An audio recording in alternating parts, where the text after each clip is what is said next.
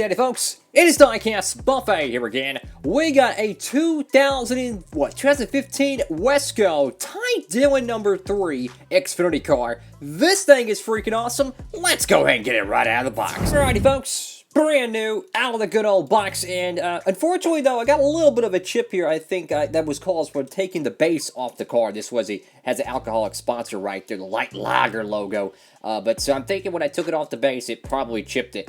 Unfortunately, but fortunately though, I actually got this diecast over there at Circle B Diecast for a super cheap deal last Black Friday. I think it was like $3 or $4 when I picked up this car. So if you want to get some cool stuff over there and get free shipping, make sure you use the promo code, fellas. Any order $20 or more, Diecastbuffet. That's the code. You'll get free shipping. So you got Wesco. I'm assuming Wesco is some sort of like athletic wear. I have no freaking clue. To tell you the truth, I haven't heard of them ever since like 2015. We got ABB and I think it's Thomas and Betts, whatever the... I bet I have no clue what that is. You got Xfinity right there. Got the Frank Camaro here, back when the Chevrolets have the pointed front valence here. I like it though. It kind of looks cool with that three-dimensional pattern here. They did a decent job wrapping the front nose of the car. I like the giant Camaro lettering there. It looks very sharp. But this is one cool paint scheme here. You know, it's all blue on the top of the car, but then on the sides you kind of have this black kind of like two-tone pattern. But then you have like this fish hook that comes all the way over here to the front valence, kind of curves up and goes across the hood line. I mean, we're talking lowrider pinstripe over here on top of the dome.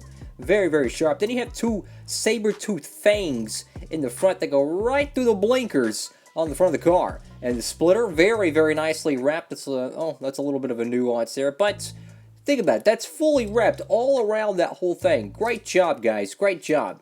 Of course, it's kind of painted. There's a little bit of a paint chip here as well, so that could have came off the base because you have to crack it off, you know. I don't know if it was built like that or whatnot, but you never know. You got RCR right here, Moog Mail Cop, Outer Box, Sunoco, Xfinity Series race car. Let's get a little bit of a closer look here, fellas. Oh, we got Coors Light Polo Award. Yes! Yes! It's about the first time ever I've seen a Coors Light Polo Award logo. I mean, god dog. Because all the alcoholic cars, they get butthurt. They don't want Coors Light on there. So, here's my theory today. What is this? Yuengling? I don't know how to pronounce it. Light Lager. Are they, like, owned by Coors Light, you know? I'm curious, because why would a alcoholic car, that's, you know, they sponsor Ty Dillon, why would they allow that Coors Light logo? Either they didn't know about it, I have no clue, but that's freaking awesome. You got Mechanics for Holly, Duralast Brake, shout out to the NASCAR Duralast Cup Series, got Goodyear 3M MSD, Jags Autometer ARP, you got the beautiful number 3 right there. You got Ty Dillon right there with the bird and the American flag, Lucas Oil, got Sherwin-Williams, whatever the biff that is, UNOH, Red Cap. Don't they make blue jeans or something? I got Wesco, another little bit of a paint chip here, so perhaps these paint chips are actually made on the car, because when you have one right here, and one right here, something tells me that maybe this car was dropped. I don't know. You got Bass Pro Shops, Yuengling Light Lager, a crap load of contingencies. Oh, well, the corner one would be Safety Clean. That one got, let's just say, it took it out back with Johnny and Vito. You got Eton, whatever that is, looks like a Canadian coffee brand. Who freaking knows? I don't know what any of this stuff is, except for Comscope, because they're on Suarez's Chevrolet. You got American Ethanol there, Wesco. Let's go to the caboose of this diecast. You got Thomas and Betts. I still have no clue what that is. ABB. You got number 3 right there. You got a very off-centered Chevrolet logo, I think. I don't know. Perhaps. I think it is, because this whole side decal's kind of shifted, so the whole decal itself's off-centered. That's unfortunate, but it happens. Got the Okuma logo there, the giant Jersey barrier back spoil. There's also another paint chip right here on the roof. And now, when I chipped this off the car, I held it in place. I didn't, like, chip it and drop it. So I'm starting to believe this car, because there's another one right here, that this one was one of the unfortunate suspects of the factory. But it's okay, though, because this car is going to be turned into a custom, so don't worry about it. I'll be building some really cool stuff with it, don't worry. This is a very overproduced car. Whenever I picked it up, it was very overproduced, so don't worry about it. We got Goodyear right there, a little bit of a scratch, unfortunately, there. But, I mean, the paint scheme's beautiful, man. I mean, the blue, black, and white.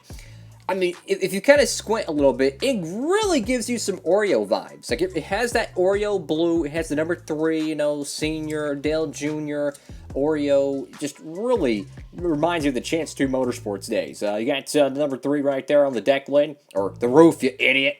You got Wesco. Those decals, oh, let's see, the Wesco decal, let's see, it's a little bit stretched out. Probably had some issues trying to wrap it on this, the roof flat piece. Either there's a bubble or something there, but they probably try to wrap it. Maybe it's stretched and they try to fix it.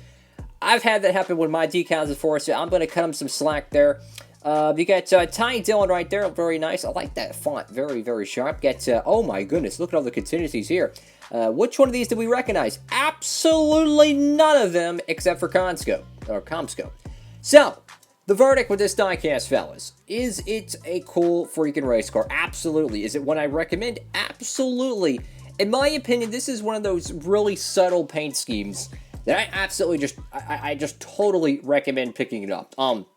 They made a couple Ty Dillon cars. Let's see, you had the what is it? The Yuengling Light car for 2015. I think they made a Bass Pro Shops one as well. And they had the Wesco joint here. So there's a couple paint schemes, I think, from 2015. But certainly, if you have a NASCAR Xfinity diecast collection, this would make a great addition to it. It does come on a base, so if you do want to get it free like this, you'll have to, you know, break the base off carefully.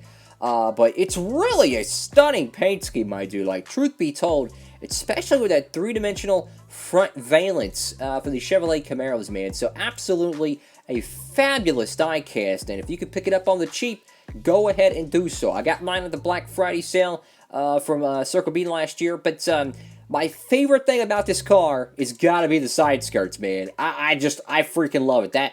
The black, the white, the blue, the side skirts. Like I said, it reminds me of the Oreo cars from yesteryear. Anyways, folks, what do y'all think about this car? Make sure to comment down below. I'll try to get to the comments as soon as possible. I always reply to them or heart them, you know. You know, sometimes it takes me a day or two because I get so many comments. But I hope you're having a fantastic day out there. Make sure to like, comment, and subscribe. And I hope to see you on the next NASCAR Diecast review. We'll have some cool stuff coming up. Maybe a Jeff Gordon, from the same season, 2015. That'd be pretty cool. Diecastbuffet, signing off.